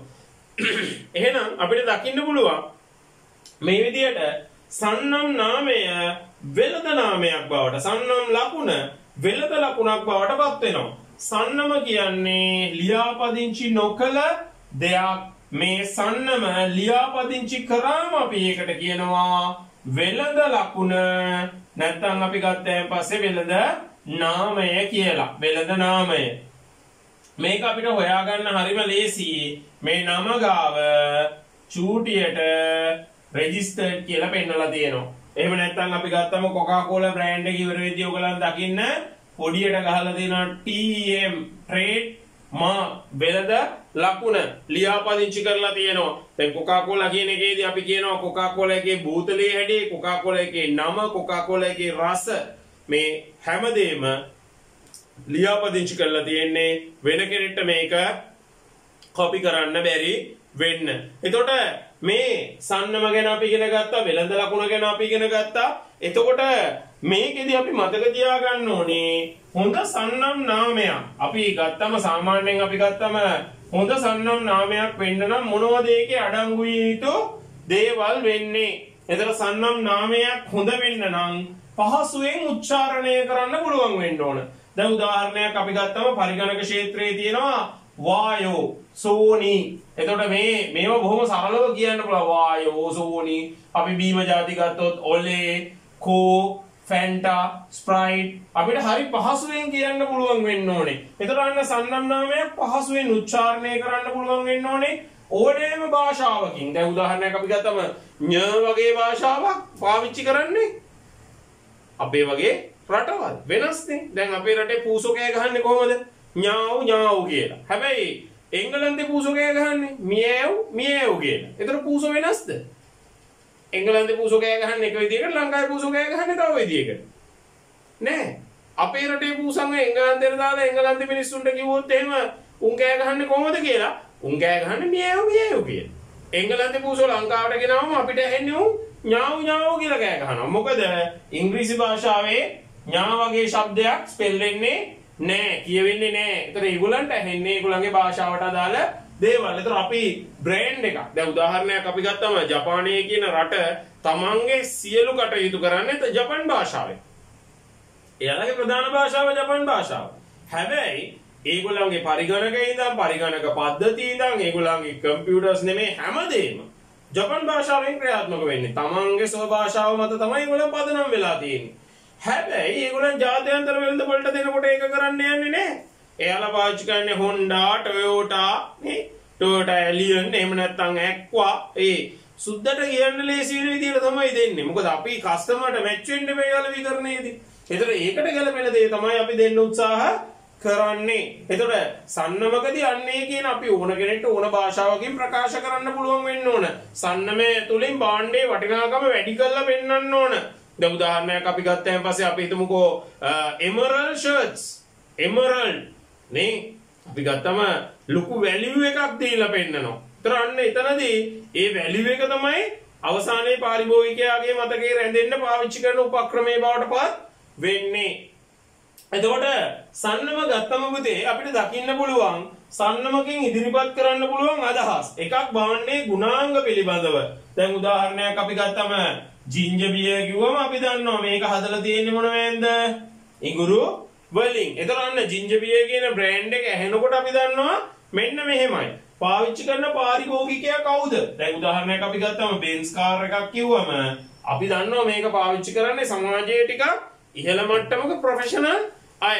හැබැයි පාරිභෝගික මට්ටම අපිට පෙන්වන්න පුළුවන්. දැන් උදාහරණයක් මොන්ටෙරෝ කියන ජීප් එකේ මොන්ටෙරෝ එකේ තව වර්ගයක් තියෙනවා මොන්ටෙරෝ ස්පෝර්ට් කියලා. එතකොට සාමාන්‍ය මොන්ටෙරෝ ස්පෝර්ට් එකක් වයසක මිනිස්සෙක් වදින්නේ නැහැ. ડોක්ටර් කෙනෙක් සාමාන්‍ය මොන්ටෙරෝ ස්පෝර්ට් එකක් ගන්න තියෙන සම්භාවිතාවය හරි අඩුයි. එතකොට ඒක පාවිච්චි කරන්නේ වෙනම ඉලක්ක පාරිභෝගික කණ්ඩායමක්. ඒ වගේම අපි ගත්තම භාණ්ඩෙන් ලැබෙන ප්‍රතිලාභ. දැන් උදාහරණයක් අපි ගත්තාන් පස්සේ ඒක පාවිච්චි කරන කෙනාට ඒක පාවිච්චි කිරීමෙන් තුලින් ලැබෙන දේවල්. මෙන්න මේ අදහස් හැම දෙයක්ම අපි දෙන සන්නම තුල අඩංගු විය යුතුයි. ඒතර හොඳ සන්නමක් යොදනවා කියන්නේ අලෙවිකරණ කටයුත්ත පහසු වෙනවා. ඒතර දැන් මම ව්‍යාපාර අධ්‍යයනයේදී මම ඔයගලන්ට මගේ YouTube channel එක බ්‍රෑන්ඩ් කරලා තියෙනවා අපේ BS පන්තිය. එතකොට අපි ඉගෙන ගන්න business studies. එතකොට මේක මගේ වෙන්න බෑනේ. මම ඔයගලන්ටනේ දැනුම දෙන්නේ. ඕගලනොත් මමත් හිටියොත් දෙගොල්ලොම හිටියොත් විතරයි අපිට මේ වැඩේ කරන්න පුළුවන්. එහෙනම් අපේ BS පන්තිය. එතකොට මම ධනුෂ්ක සර්. එතකොට මගේ නමින් තමයි මේ දේවල් යන්නේ. එතකොට එහෙනම් අන්න ඔය විදියට අපි සන්නම් කරණයට ලක් කරනවා. එතකොට ඒක තුල අපි දෙනවා මෙන්න මේකයි අපි මේකෙන් කරන්න හදන්නේ කියන හැඟීම. අපි යනවා සන්නම් පක්ෂපාතීත්වය කියන මාතෘකාවට. සන්නම් පක්ෂපාතීත්වය කිසියම් සන්නමකට පාරිභෝගිකයා දක්වන නැඹුරුතාවයට අපි කියනවා සන්නම් පක්ෂපාතීත්වය. දැන් ඔබත් මමත් වෙළඳපොලේ ඉන්න අපි හැමෝටම පොඩි සන්නම් පක්ෂපාතීත්වයක් තියෙනවා. දැන් සරල උදාහරණයක් අපි ගමුකෝ කෙනෙක්ගෙන් අහුවොත් ඔයා මොනවද බොන්න කැමතිම බීම જાතිය. දැන් ඔබෙන් අහුවොත් ඔබ මොනවද බොන්න කැමතිම බීම જાතිය කියලා. ඔබේ හිතේ ටක් ගාලා එනවා මම බොන්න කැමති මේක. අන්න සන්නම් පක්ෂපාතීත්වය. දැන් මගෙන් අහුවොත් ඔයා බොන්න කැමති බීම જાතිය මොනවද කියලා මම කිව්වොත් ස්ප්‍රයිට් කියලා. අන්න ඒක තමයි මගේ සන්නම් පක්ෂපාතීත්වය. ඒතර මේ සන්නම් පක්ෂපාතීත්වය ඇති කරගන්නවා කියන්නේ ඇත්තටම ව්‍යාපාරයේ අලෙවිකරණයේ ලොකු සාර්ථකත්වයක් ලබා ගන්නවා කියන එක. අපි උදාහරණයක් විදිහට හිතමුකෝ වෙළඳපළක අපි මූලිකවම ගත්තම සන්නම් පක්ෂපාතීත්වයේ මට්ටම් තුනක් දකින්න පුළුවන්. එකක් තමයි සන්නම් නාමයෙන් භාණ්ඩ ඉල්ලා සිටීම. දැන් උදාහරණයක් අපි ගත්තම බාටා කියන කම්පැනි කොච්චර සන්නම් පක්ෂපාතීත්වයක් ඇති කරගෙන තියෙනවද කියලා කියන්නේ බාටා කියන බ්‍රෑන්ඩ් එක ගත්තම අපි සමහර වෙලාවට සෙරප්පු දෙකට කියන්නේ බාටා දෙක කියලානේ. ඒතර බාටා කියන්නේ සෙරප්පු දෙක නෙමෙයි. සෙරප්පු දෙක කියන්නේ අපි ගත්තම ස්ලිපර්ස්. ඒතකොට ඒක බාටා නෙමෙයි. හැබැයි බාටා කම්පැනි තමයි ඒකට ස්පෙෂලායිස් උනේ. ඒකට ජනප්‍රිය උනේ. එතකොට අද අපි DSI එකට ගිහිල්ලා DSI එකෙන් ඉල්ලනවා මට බාටා දෙකක් දෙන්න කියලා. එතකොට අපි DSI එකෙන් බාටා ඉල්ලන්න නරකයි. DSI බාටා කියන්නේ තරංකාරී සමාගම් දෙකක්. නමුත් අපි එතනට හුරු වෙලා තියෙන්නේ. අපි ගිහිල්ලා රෙදි සෝදන සබන් කැටයක් ඉල්ලන්නේ. අපි ඉල්ලන්නේ සන්ලයිට් කැටයක් දෙන්න කියලා. එතකොට භාණ්ඩයේ නාමයෙන් ඉල්ලා සිටීම. එතනට ගන්න පුළුවන් නම් ඒක අති සාර්ථකයි. අපි සරල උදාහරණයක් විදිහට හිතමුකෝ. මුලින්ම ඩයලොග් සමාගම අද ලොකු කීර්තිමත් සමාගම. ඩයලොග් ආපු කාලේ මිනිස්සු Nokia ෆෝන් එකකට ඩයලොග් SIM එක දාලා කිව්වේ මගේ සෙල්ටෙල් එක කියලා. මොකද ඒ කාලේ ලංකාවම අල්ලන් හිටපු බ්‍රෑන්ඩ් එක සෙල්ටෙල් කියන එක. ඔය දැන් අපි ගත්තම ඉටිසලාට් වෙලා තියෙන්නේ. ඒතර සෙල්ටෙල් එක ටීගෝ වෙනවා. ටීගෝ එක ඉටිසලාට් වෙනවා. ඒතර සෙල්ටෙල් කිව්වම මිනිස්සු ෆෝන් එකට කිව්වේ සෙල්ටෙල් එක කියලා. එතකොට එච්චරට හුරු වෙලා තිබ්බා. එතකොට ඉන්දියාවේ මිනිස්සු අදට අපි ෆොටෝකොපි කියලා වචනයක් ඒගොල්ලෝ පාවිච්චි කරන්නේ. ඒගොල්ලන්ගේ රටේ පාවිච්චි කරපු පළවෙනි ෆොටෝකොපි මැෂින් බ්‍රෑන්ඩ් එක Xerox කියන බ්‍රෑන්ඩ් එක තමයි ඒගොල්ලන් පාවිච්චි කරේ. මේ Xerox බ්‍රෑන්ඩ් එක නිසාම ඒගොල්ලන් ෆොටෝකොපි කරනවට කියන්නේ Xerox කරනවා කියලා. ඒතර බැරි වෙලා හරි අපි ගිහිල්ලා වෙලා කිව්වොත් එහෙම ෆොටෝකොපියක් දෙන්න කියලා ෆොටෝ එකක් ගහලා කොපියක් දෙයි. හැබැයි Xerox කරනවා අපි දන්න ෆොටෝකොපියක් ගහලා දෙනවා. ඒතකොට ඇමරිකාවේ මුලින්ම වැකුම් ක්ලීනර් එක හැදුවේ Hoover කියන සමාගම. එතකොට අපි වැකුම් ක්ලීනින් කියන වචනේ පාවිච්චි කරාට ඇමරිකාව පාවිච්චි කරන්නේ Hoovering. Hoover මැෂින් එකෙන් කරන වැඩේ Hoovering. එතකොට අන්න ඒක සන්නම් පක්ෂපාතීත්වයේ උපරිම මට්ටමට ගෙනල්ලා තියෙනවා. දෙක සන්නම් නාමයෙන් භාණ්ඩ ඉල්ලා සිටීම වගේම සන්නම් වර්ණය කියන එක. දැන් පළවෙනි එක අපි කිව්වා සන්නම් නාමයෙන් භාණ්ඩ ඉල්ලා සිටීම. දෙවෙනි එක සන්නම් වර්ණය. බ්‍රෑන්ඩ්ස් දෙකක් තිබ්බොත් ඒ අතරින් මේක දෙන්න. දැන් උදාහරණයක් අපි ගත්තම ඔයා වාහනයක් ගන්න යනකොට මොනවද තියෙන බ්‍රෑන්ඩ්ස් කියලා බලනවා. එතකොට Toyota තියෙනවා, Nissan තියෙනවා. Toyota හොඳයි. ඒතර අන්න අපි වර්ණය වැඩි තේරීමක් බවට පත් වෙනවා. මුදලාලිගෙන් අහන මුදලාලි මොනවද බීම තියෙන්නේ? Necto තියෙනවා, Orange Barley තියෙනවා, Orange Crush තියෙනවා. මුදලාලි මට Orange Crush එකක් දෙන්න. අන්න ඒතර සන්නම් වර්ණය. තුන්වෙනි එක සන්නම හඳුනා ගැනීම. ඒ කියන්නේ මේ ඇඩ් එකේ ගියා. මේක තමයි මේ කියලා තියෙන්නේ. සන්නම දැනගන්නවා විතරයි. සන්නම ගන්න ලොකු පෙළඹීමක් නෑ. ඒතර මේ වර්ග තුනම අපි සන්නම් වර්ණය ඇතුලේ දකිනවා. ඒතකොට සන්නම ගත්තම සන්නම පාරිභෝගික නිදහස සීමා කරනවා. ඇයි එහෙම කියන්නේ? අපි සන්නමකට හුරු වුණාම වෙනත් දෙයක් පාවිච්චි කරලා තියෙන බලන්න තියෙන සම්භාවිතාවය හරි අඩුයි. අපේ අයගෙන් ඇහුවොත් දත්ම දින්නෙම නැන්ද? ආවනේ ඔබට උත්තරයක්. සාමාන්‍යයෙන් ඔළුවට එනවා තමන්ගේ ගෙදර පාවිච්චි කරන්න හුරු වෙච්ච බ්‍රෑන්ඩ් එක. සිග්නල්ද එහෙම නැත්නම් අපි ගත්තයන් පස්සේ ක්ලූ ගාඩ්ද එහෙම නැත්නම් මොකක් හරි ඔබ පාවිච්චි කරන දන්තාලේපය. එතකොට අන්නේ බ්‍රෑන්ඩ් එකට අපි හුරු වෙච්ච නිසා වෙන දෙයක් ටෙස්ට් කරලා බලන්න තියෙන සම්භාවිතාවය හරිම අඩුයි. දරුවන්ට තේරෙනවද මං කියන දේ? අපි එක දෙයකට හුරු වුණාම අපි වෙන දෙයක් ගන්නෙ නෑ. ඔකෝ අපි අහලා තියෙන ලස්සන්ට Honda කාර් එකක් පැදපු මිනිස්සෙක් Toyota නෙමෙයි වෙන මොනවත් පදින්නේ නෑ කියලා. අන්න පාරිභෝගික නිදහස සීමා කරලා Honda තමයි බ්‍රෑන්ඩ් එක. Honda වගේ පිකප් නෑ මොකක්වත්. අන්න එහෙම හිතනවා. Apple තමයි ෆෝන් එක. Apple වගේ නෑ අනිත් ඔක්කොම Apple. අන්න එහෙම මිනිස්සු හිතනවා. ඒතර මේ හිතන එක තමයි මේකෙන් අදහස් කරන්නේ. එතකොට සන්නම්කරණය කියන දේ ගත්තම සන්නම් අපි පාවිච්චි කරන්නේ විකුණුම් ඉහළ නංවා ගන්න. මොකද බ්‍රෑන්ඩ් එකකට හුරුුණෙන් පස්සේ අපි ඒකෙන්ම ගන්නකොට විකුණුම් ප්‍රමාණය වේගයෙන් වර්ධනය වන නිසා. එතකොට මේ හැම දෙයක්ම අපි අලෙවිකරණය ඇතුලේ උපක්‍රම විදියට දකිනවා. අපි ගත්තම මේ ව්‍යාපාර භාණ්ඩ වෙළඳපළට හඳුන්වා දෙද්දී අද ගොඩක් වෙලාවට මේ භාණ්ඩ හා සේවා හඳුන්වලා දෙන්නේ ජාත්‍යන්තර වෙළඳපොළ අරමුණු කරගෙන. දැන් උදාහරණයක් අපි ගත්තම චීනයේ හදන නිෂ්පාදිතයක චීන භාෂාවෙන් විතරක් තොරතුරු ආවොත් අපිට වැඩ කරගන්න හරි අමාරුයි. ජපානයේ හදන දෙයක ජපන් භාෂාවෙන් විතරක් ඒකේ කැටලොගුයි ඔක්කොම ආවොත් වැඩ කරගන්න අමාරුයි. එතකොට මේ විදියට අරාබි රටවල් ගත්තම මේ විදියට ලංකාව ගත්තම තව විදියකට. මේ නිසා මුළු ලෝකේටම පොදු එක විශ්ව භාෂාවක අවශ්‍යතාවය තියෙනවා. ඒ වෙනුවෙන් තමයි විශ්ව නිෂ්පාදිත සංකේතය නැත්නම් අපි කියනවා Universal Product Code. එහෙම නැත්නම් අපේ භාෂාවෙන් අපි නිකන් කියනවා බාකෝඩ් කියලා. මේ බාකෝඩ් කියන එක හඳුන්වලා දුන්නේ. මේ බාකෝඩ් එක හඳුන්වා දීමේ ලොකුම වාසිය තමයි ජාත්‍යන්තර වෙළඳපොළට අපි මේ දේවල් හඳුන්වා දෙද්දී නිෂ්පාදිතේ මොකක්ද, නිෂ්පාදිත රට මොකක්ද, වර්ගය මොකක්ද, ඒකේ තියෙන විශේෂත්වය මොකක්ද, වර්ණය, මෝස්තරය හැමදේම අර අපි දකින්නේ චූටි ඉරි කැලි ටික ඇතුලේ තියෙනවා. දැන් මම එහෙම කිව්වම සමහර ළමයි ඉන්නවා සර් ඒ ටික ඇතුලේ ඔච්චර දේවල් තියෙනවද කියලා ප්‍රශ්නේ අහන. හැබැයි බොහොම සරලයි පුතේ.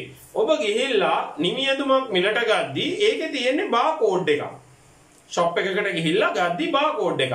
මේ බාකෝඩ් එක අරගෙන ඔබ ගිහිල්ලා කවුන්ටරේට දුන්නම ඔබට තියෙන බිල අරගෙන බලන්න. ඒකේ තියෙනවා quantity එක එකයි. ඒක ladiesද gentsද? ඒක t-shirt එකක්ද, shirt එකක්ද, කලිසමක්ද, blouse එකක්ද, සරමක්ද කියන එක තියෙනවා. ඊළඟට ඒකේ අදාළ product code එක තියෙනවා. මිල කීයද කියලා වැටෙනවා. ඒතර ඇත්තටම එයා ගාවට ගියම කරන්නේ barcode reader එකට barcode ටික අල්ලන් යන එක විතරයි.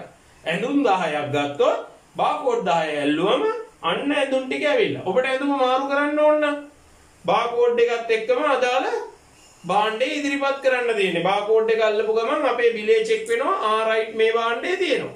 එතකොට ඇත්තටම බැලුවම චීන භාෂාවෙන් නෙමෙයි ලෝකේ මොන භාෂාවෙන් මේක ගහලා තිබ්බත් මේ බාකෝඩ් එක තියෙනවා නම් ඕනම භාෂාවකට මේක කන්වර්ට් කරගන්න පුළුවන්. ඒ නිසා අද වෙළඳාම පහසු කරන්න, සරල කරන්න මේ දේවල් හේතු වෙලා තියෙනවා. මොකද ගොඩක් සමහර රටවල් තියෙනවා. දැන් ජපානයේ ගත්තම ජපානයේදී අපි දකිනවා ගොඩාක් වෙලාවට ඒගොල්ලන්ගේ භාෂාවෙන් විතරයිනේ යන්නේ. එතකොට ඒගොල්ලන්ගේ ප්‍රොඩක්ට්ස් ලෝකෙට එනකොට මෙන්න මේ දේවල් වැදගත්. මට මතකයි ලස්සන උදාහරණයක් අපිට අලෙවිකරණයටත් මේක ලස්සනට ගන්න පුළුවන්. ඒ තමයි ලංකාවේ ප්‍රවීණ සූපවේදියෙක් වෙන පබ්ලිස් සිල්වා මහතා කියනවා එක සැරයක් එයාට ජපානයේ දේශනයකට යන්න ලැබෙනවා. එයා බොහොම හැංගිලා හිටියලු දේශනයට යන්නේ නැතුව. මොකද ජපානයට ගිහිල්ලා ඉංග්‍රීසියෙන් දේශනයක් දෙනවා කියන්නේ ජපානයට සූප ශාස්ත්‍රය පිළිබඳව එයාට ඒකට ඕන කරන මහා දැනුම ඉංග්‍රීසි භාෂාව පිළිබඳව කරන දැනුම නැති නිසා ඉතින් බොහොම අමාරුවෙන් තල්ලු කරලා එයාව යවනවා ජපානයට.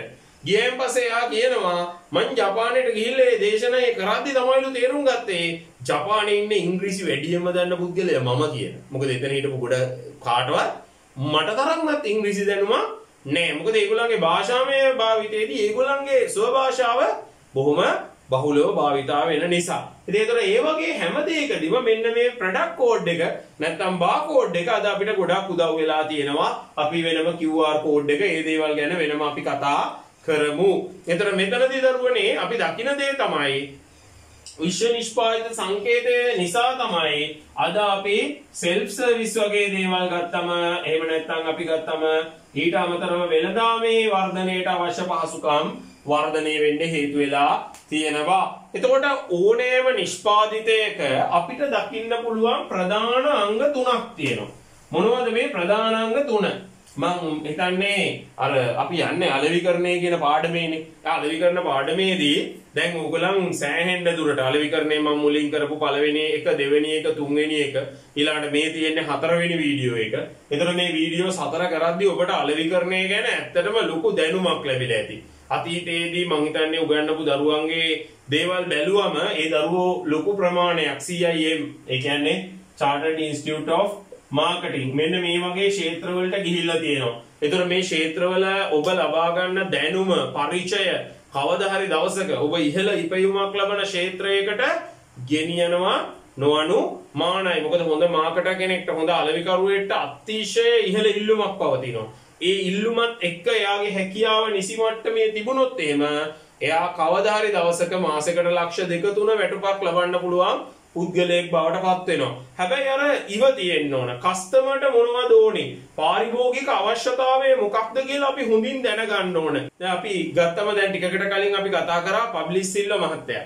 එතකොට ලංකාවෙන් බිහි වෙච්ච සුපිරි සූපවේදී එක් විදිහට අපිට ගන්න පුළුවන්. මේ පබ්ලිසිල්ල මහත්මයා එක අවස්ථාවක බොහොම ලස්සනට මිනිස්සුන්ට පැහැදිලි කරනවා මිනිස්සුන්ට එයා හදන ආහාර වලට මෙච්චර ඉල්ලුමක් ආවේ ඇයි කියලා. දැන් උදාහරණයක් අපි ගත්තම ගෝල්ෆේස් හොටෙල් එක කිව්වම මුළු ලෝකෙම අඳුරන්නේ ලංකාව අඳුරන්නේ ලංකාවේ තියෙන රසවත්ම කෑම හදන හෝටල් වලින් එකක් කියලා. ඒක බ්‍රෑන්ඩ් වෙලා තියෙන.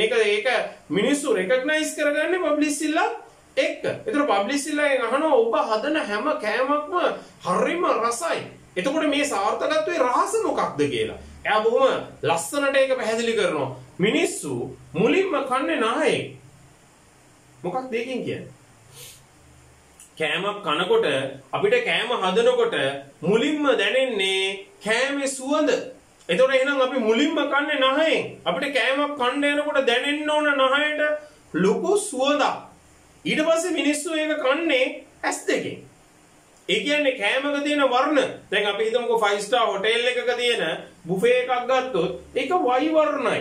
හැබැයි පොඩි තීම් එකක් තියෙනවා. ඒ තීම් එක ඇතුලේ වර්ණ ලස්සනට ගලපලා සැලඩ් ටික ගත්තොත් ඒකේ තැඹිලි පාට, කහ පාට, සුදු පාට, කොළ පාට ඒ මික්ස් කරන විදිය ඒවත් එක මිනිස්සුන්ට දැක්කම ආස හිතෙනවා. අන්න එතනදී යාලා පාවිච්චි කරලා තියෙන්නේ ඇස් දෙක. ඊළඟ මිනිස්සු කන්නේ කටින්. කෑම රහ වෙන්න ඕනේ. එතකොට කස්ටමර් තෘප්තිමත් වෙනවා. අනේ මේක මාර රහයි. මේක නියමයි. මේකේ මාර ටේස්ට් එකක් තියෙන්නේ. හැබැයි ඒ වගේම මිනිස්සු සමහර ඒවා කණෙන් කන්නේ. ඒ කියන්නේ මේ කන ඇතුලෙන් කනව නෙමෙයි. අපි සමහර කෑම කනකොට ඒක හපනකොට එන සද්දේ. දැන් උදාහරණයක් අපි ගත්තම පපඩම් කියන දේ ගන්න. ඒකේ රසක් තියෙනවා. හැබැයි මිනිස්සුන්ට කන්න නම් සද්දේ ඕනි. සමහර වෙලාවට දරුවෝ තර්ක කරලා තියෙනවා නෑ සර්. එහෙම නෑ. සද්දේ ඕනේ නෑ කියලා. ඒතර මට අහන්න තියෙන සරලම දේ පපඩම් දෙකක් තියෙනවා. එකම තෙලේ එකම වෙලාවේ එකම කම්පැනියෙන් අරන් එකම පැකට් එකෙන් කඩලා බැදපු. එකකට හුලම් වදින්න තියෙනවා. එකක් හුලම් වදින්නේ නැති වෙන්න තියෙනවා. පැය 3කට පස්සේ අපි පපඩම කන්න දෙනවා. එතකොට ඔබ තෝරගන්නේ අර හුලම් වැදිච්ච පපඩමද? එහෙම නැත්නම් අර හුලම් වැදිච්ච නැති පපඩමද? එකම පැකට් එකකින් එකම වෙලාවේ එකම තෙලේ එකම වෙලාව බෙදපු පපඩම්. නමුත් හුලම් වැදුන එකේ රස තියෙනවා. අර පපඩමයි. අර හපනකොට එන සද්දේ ක්‍රන්චි ගතිය නෑ. අපි මුරුක්කු කනකොට ඒ සද්දේ තියෙනවා. එහෙනම් අපි වැලින්නම් සද්දෙත් යම් ප්‍රමාණයකට පරිභෝජනය කරනවා. ඒක තමයි එයා කියන්නේ මම හදන කෑමක අර මිනිස්සුන්ට ඕන සුවඳ තියෙනවා. මිනිස්සුන්ට ඕන වර්ණ ටික තියෙනවා. මිනිස්සේ කණ්ඩාස රස තියෙනවා. ඒ මිනිස්සේ ඒක ඇතුලේ බලාපොරොත්තු වෙන සියලු ලක්ෂණ තියෙනවා. එයා අතිශය දක්ෂ අලෙවිකරුවෙක්. මට දැනෙන විදිය නම් ඔහු ශූර අලෙවිකරුවෙක්. එහෙනම් දරුවනේ ඔය විදියටම නිෂ්පාදිතයක් සාර්ථක වෙන්න නම් ඒ නිෂ්පාදිතය ඇතුලේ සාධක තුනක් තියෙන්න ඕන. මොනවද මේ සාධක තුන? එකක් තමයි ගුණත්වය. ක්වොලිටි වෙන්න ඕනේ. ක්වොලිටි නම් මිනිස්සු ගන්නවා. ගුණත්වය ඊළඟට අපි ගත්තෙන් පස්සේ නිමාව ඊළඟට අංගෝපාංග. ක්වොලිටි එක අපි ගත්තම ක්වොලිටි එක හොඳ නම් ගන්නවා. ඔබ මේ වීඩියෝ එක බලන්නේ මම දෙන දැනුම හොඳ නම් ක්වොලිටි නම් ගුණාත්මක නම් එහෙනම් මේ ගුණත්වය මේ හැමදේම උගන්වනවා. අවශ්‍ය දේ ලස්සනට පැහැදිලි කරනවා. අපිට ඕන A level අලුත් සිලබස් එකට ගැලපෙන දැනුමසල දෙනවා කියන ඔබට ගුණත්වයේ පිළිබඳ විශ්වාසයක් ඇති වුණොත් ඔබ ගන්නවා. එතකොට කඩේකින් කෑමක් ගද්දී අපි සපත්තු දෙකක් ගද්දී ඇඳුමක් ගද්දී අපි ඒකේ ක්වොලිටිය බලනවා. අන්න ගුණත්වය හොඳ වෙන්න ඕනේ. ඒතර ගුණත්වය ක්‍රියාකාරී ගුණත්වය හොඳ වෙන්න ඕනේ. අඛණ්ඩ පැවැත්මේ ගුණත්වය හොඳ වෙන්න ඕනේ. මොකද්ද ක්‍රියාකාරී ගුණත්වය කියන්නේ? අපි වාහනයක් ගත්තම වාහනේ දකින තැන කැඩෙන එකක් වෙන්න බෑනේ. රේල් පාරක් දැක්කොත් මගේ හිටිනවා. එහෙම වෙන්න බෑ. එතකොට ඒකේ ක්‍රියාකාරීත්වය හොඳ වෙන්න ඕනේ. වාහනයක් තියෙනවා නියමයි. පැද්දම නියමටම යනවා. හැබැයි මාස 6න් ඉවරයි විනාශ වෙනවා. අයින් කරලා දාන්න වෙනවා. එතකොට වාහනයක් අපි ගන්නෙ මාස 6කට නෙමෙයිනේ දරුවනේ. අපි වාහනයක් ගන්නෙ අවුරුදු 10කට 20කට 30කට කල්පවක ඉන්න පුළුවන් වෙන්න. ඒකේ නැත්තේ එහෙනම් අඛණ්ඩ පැවැත්මේ ගුණත්වේ නැහැ. එහෙනම් ගුණත්වය ක්‍රියාකාරීත්වයේ පැත්තත් හොඳ වෙන්න ඕන. කල් පැවැත්මත් හොඳ වෙන්න ඕන. නිමාව අපි නිෂ්පාදිතයක් ගද්දී ඒකේ පෙනුම අපි බලනවා. දැන් අපි වාහනයක් ගන්න ගියාම අපිට හරි හතරස් පෙට්ටියක් වගේ දුන්නොත් ගන්න නෑනේ. මිනි පෙට්ටියක් වගේ එකක් දුන්නොත් ගන්න නෑනේ. අපි වාහනයක් ගද්දි බලනවා ඒක පැත්තෙන් බැලුවම ලස්සනයිද ඉස්සරහෙන් බැලුවම ලස්සනයිද මොනවා ගන්න කියද්දි ඉතින් අපි බලනවනේ මේ වැඩේ අපි ගන්න යන නිෂ්පාදිතය අපේ පෙනුමට අපි හොයන විදියට ගැලපෙනවද කියලා. අන්න නිමාව. අංගෝපාංග කියලා කියන්නේ ඒකේ තියෙන ෆැසිලිටිස්. දැන් වාහනයක් ගත්තම පවර් ෂටර්ස් තියනවාද, පවර් මිරර්ස් තියනවාද, වින්කර් මිරර්ස් තියනවාද, ඇලොයි වීල් දාලා තියනවාද, ස්පොයිලර් ගහලා තියනවාද නේ. වාහන ගැන දන්න අය ඔය කියපු වචන ටික දන්නවා. නොදන්නවා වුණත් අපිට සාමාන්‍ය වාහනයක පහසුකම් කියන අදහස ගත්ත හැකි. ඒතකොට අන්න ඒවට අපි කියනවා අංගෝපාංග. මේ ටික තියෙනවා නම් දැන් මම ගුරුවරයෙක් විදියට ගත්තම ගුණත්වය ගැන කතා කරා. මම දෙන ටියුට් එක ඒකේ තියෙන ක්වොලිටි එක ඒකේ තියෙන නිමාව කියන දේ වගේම උගන්වනකොට මොනවද අපි දෙන පහසුකම් නේ දරුවෝ බලනවා.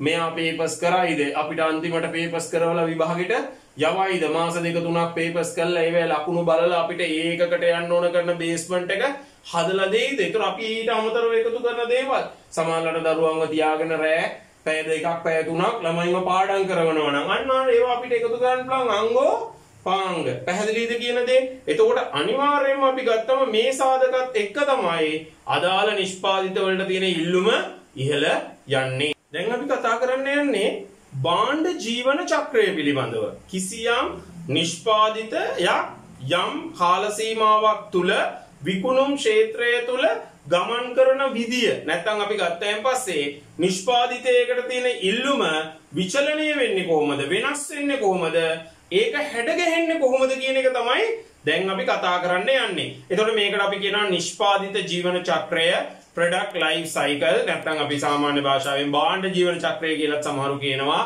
එතකොට මේ product life cycle නැත්නම් PLC ගැන තමයි කතා කරන්න යන්නේ. ඒතර පහසුවට මම මේ chart එක ඇඳගත්තා.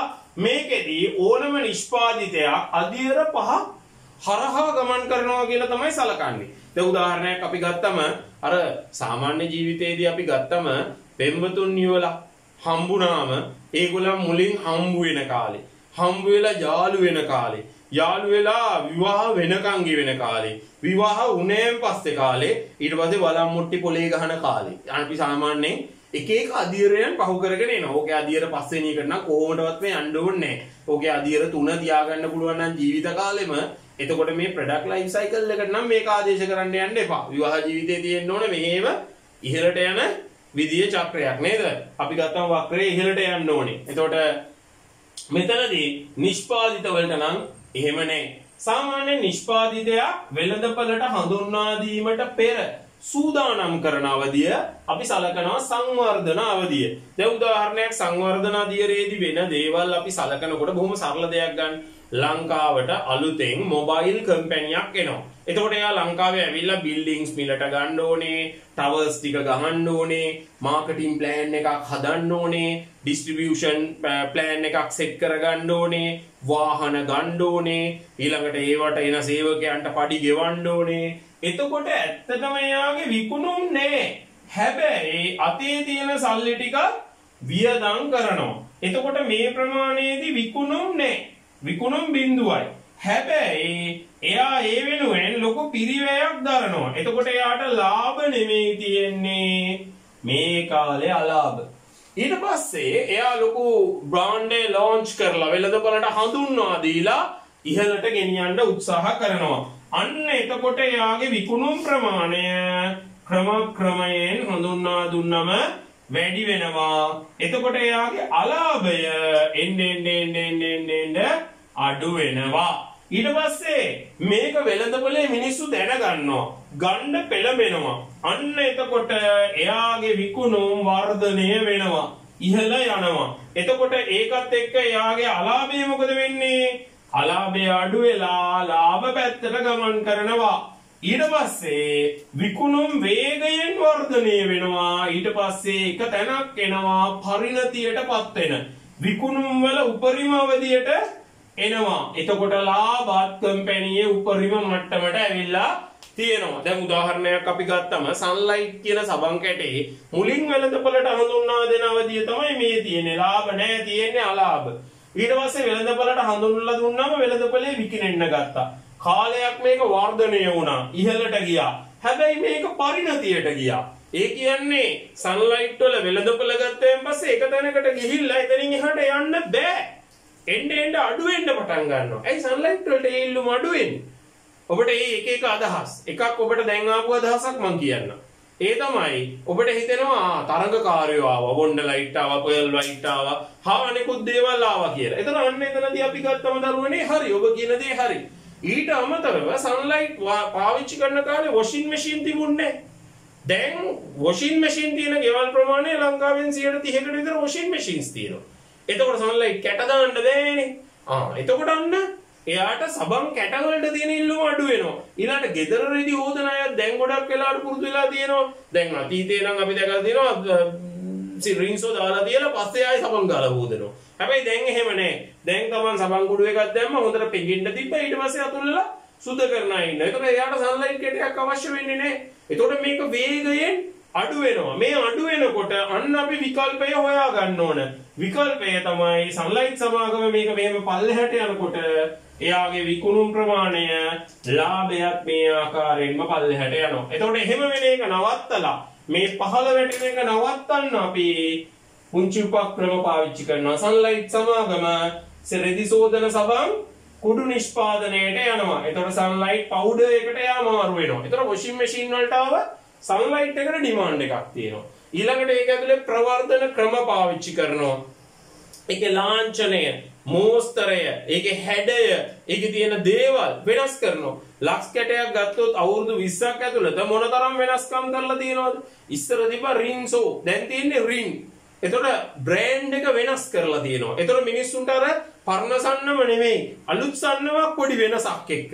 එතකොට මිනිස්සු බ්‍රෑන්ඩින් එක්ක නැත්තම් සන්නම් එක්ක තෝරා ගැනීම වෙනස් කරනවා. මෙන්න මේ අපි උපක්‍රමශීලීව පිළිහිමේ අධියරට මුහුණ දිය යුතුයි. නැත්තම් පරිණත අධියර හැකිතාක් ඉස්සරහට වර්ධනය කරලා දිගටම පවත්වාගෙන යන්න උත්සාහ කළ යුතු වෙනවා. ඒතර මේ අධියරයන් ටික තමයි සාමාන්‍යයෙන් අපි ගත්තම දකින්න පුළුවන් අධියරයන් බවට පත් වෙන්නේ. දැන් අපි කතා කරන්න යන්නේ අලෙවිකරණ පර්යේෂණය ගැන. අලෙවිකරණය කියන ක්‍රියාවලිය ඇත්තටම අලෙවිකරණය පටන් ගන්න කලින්ම කළ යුතු දෙයක් ගැන තමයි අපි මේ කතා කරන්නේ. ඕනම නිෂ්පාදිතයක් වෙළඳපළට හඳුන්වා දෙන්න කලින් අපි පාවිච්චි කරන්න ඕන වැදගත් උපක්‍රමයක් විදිහට තමයි අපි සලකන්නේ අලෙවිකරණ පර්යේෂණය. මේ අලෙවිකරණ පර්යේෂණය කියන එක අලෙවිකරණ පර්යේෂණය කොටස් 3කට බෙදනවා. ඒ තමයි එකක් වෙළඳපළ පර්යේෂණ. වෙළඳපළ පර්යේෂණ. දෙක නිෂ්පාදිත පර්යේෂණ. ඒ වගේම ප්‍රවර්ධන නැත්නම් ප්‍රචාරණ පර්යේෂණ. මේ තුනේම එකතුවට අපි පොදුවේ කියනවා අලෙවිකරණ පර්යේෂණ කියලා. එතකොට මේ අලෙවිකරණ පර්යේෂණ වලින් තමයි හොයාගන්නේ අපේ නිෂ්පාදිතය සාර්ථක වේද අසාර්ථක වේද මොනවද අපි කරන්න ඕන වෙනස්කම්. එතකොට මේ සමස්තය අලෙවිකරණ පර්යේෂණය ඒකේ ප්‍රධානම කොටසක් අපි ගන්නවා වෙළඳපළ පර්යේෂණය. අපේ නිෂ්පාදිතය මොකක්ද? අපේ ඉලක්ක පාරිභෝගිකයා කවුද? එයා මේ දේවල් ගන්නවද? එයාට බෙදන ක්‍රම ටික සාර්ථකද? එයා මේක ගැන දක්වන අදහස් මොනවද? මේ හැම දෙයක්ම අපි ගන්නේ වෙළඳපළ පර්යේෂණය තුලින්. අපි දකිනවා සමහර ආයතන වලින් ගෙවල් වලට ඇවිල්ලා විස්තර අහනවා නේ. සමහරවිට චොක්ලට් නිෂ්පාදන ආයතනයකින් ඇවිල්ලා අහනවා මොනවද ඔයා කන්න කැමති චොක්ලට් ජාතිය? ඇයි ඔයා මේ චොක්ලට් ජාතිය කන්නේ? මොකක්ද ඒක ගැන හිතන්නේ? එතකොට ඔයා ආසම බ්‍රෑන්ඩ් එක මේක නම් ඒ ඇර ඔයා කැමති ඒවා 1 2 3 තෝරන්න. අපි මේකට කියනවා ප්‍රශ්නාවලියක්. මොකද්ද අපි මේ ඉදිරිපත් කරන්නේ? ප්‍රශ්නාවලියක් ඉදිරිපත් කරනවා. මේ ප්‍රශ්නාවලියට පාරිභෝගිකයෝ දෙන උත්තර ටික ගන්නවා. ඊට පස්සේ ඒක අපි chart එකකට ගොනු කරලා අවසානයේ අවශ්‍ය තොරතුරු ටික ගන්නවා. අපිට ඉන්න පාරිභෝගික ප්‍රමාණය, ඒගොල්ලන් අපි ගැන කරන අගය කිරීම, අපේ අඩුපාඩු හැම දෙයක්ම හොයන්න පුළුවන්. ඊළඟට තරගකරුවන්ට සාපේක්ෂව මොනවද අපේ තියෙන්නේ? අන්න අපි හොයන දෙයට අපි කියනවා නිෂ්පාදිත පර්යේෂණය. තරගකරුවෝ කවුද? අපි එයාලත් එක්ක තරඟ කරන්නේ කොහොමද? එයාලගේ උපක්‍රම මොනවද? එයාලගේ වෙළඳපළ කොටස කොයි වගේද? ඒවට අපි කියනවා නිෂ්පාදිත පර්යේෂණ. 3 ප්‍රචාරණ නැත්නම් ප්‍රවර්ධන පර්යේෂණ. අපේ ප්‍රවර්ධන කටයුතු සාර්ථකද?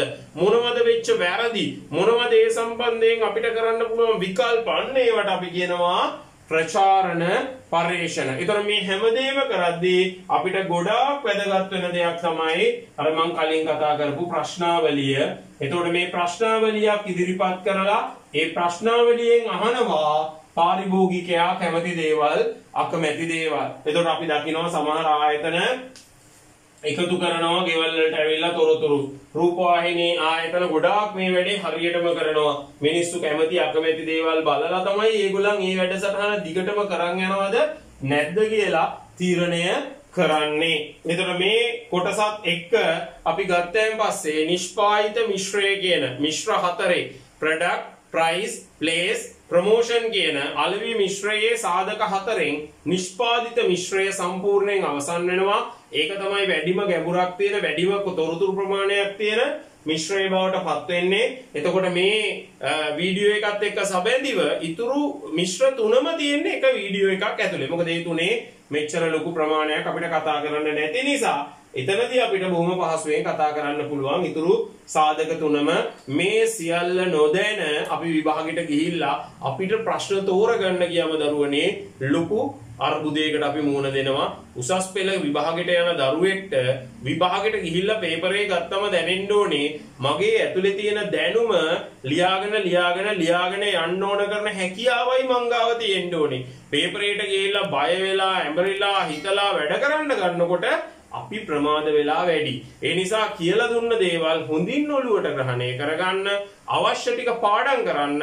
එතකොට මං හිතන්නේ ඕගලන්ට බොහොම පහසුවෙන් උසස් පෙළ කියන විභාගය ජීවිතේ තීරණාත්මකම විභාගෙදී ඒ සාමර්ථයක් අරගෙන ව්‍යාපාර අධ්‍යයනය සමත් වෙන්න ඔය දරුවන්ට පුළුවන්. එහෙනම් ඊළඟ වීඩියෝ එකෙන් හම්බ වෙනකන් ආයිබෝන්.